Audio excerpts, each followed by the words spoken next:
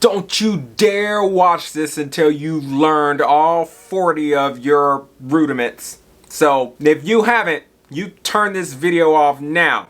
Do it. Turn it off. I know you haven't learned those rudiments. Turn it off. Brr. Okay. Now that I've scared away the ones that haven't, or I've either just annoyed the ones that still want to watch the video, it's fine. This is my rudiment recap. So for anyone that wants to know like my thought process after you learn all 40 rudiments, it's like, Elanders, I learned all the rudiments, bro. What do I do next? Well, now you got to start getting better at them. And that means, you know, systematically breaking down all of the rudiments all over again and figuring out different ways to play them inside of different rhythmic structures. So what do I mean by this?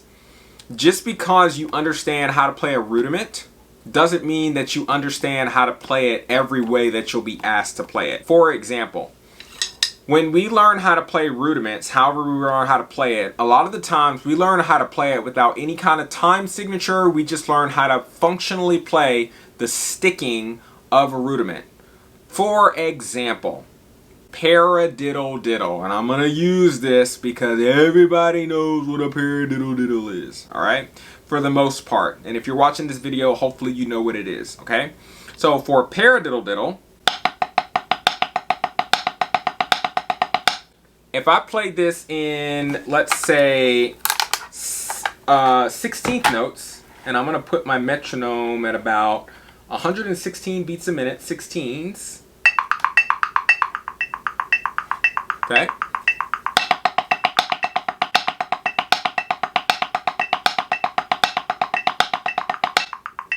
Congratulations, you can play paradiddle diddles at 116 beats a minute. You say, E, I can play that at like 180. Come at me.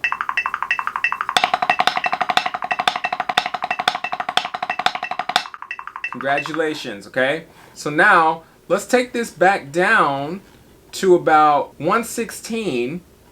And let's play it using sextuplets. So that's a triplet.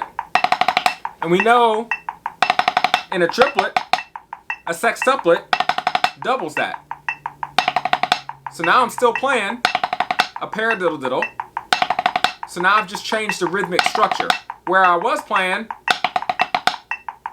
1E and a 2E and, now I'm playing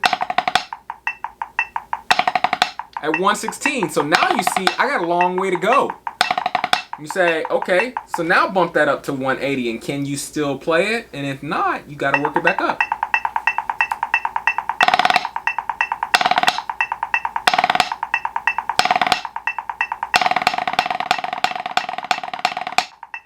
Okay, so that's just a little bit of an example of what you have to do once you learn a rudiment. Just because you learn a rudiment doesn't actually mean that you know a rudiment, right? You may have learned it, but you still have a long way to progress. So, learn it, make sure you got it, work your tempo up, use the exercises. I've built the training series so that you can work on those to get them from one tempo range to the next. Take this video, start thinking about different ways to start building around those concepts and continue to explore. There is a multitude of literature material out there to start building upon those concepts. I'm even going to be adding more material to my store, to my YouTube page as we continue to grow this channel. So look out for more of that.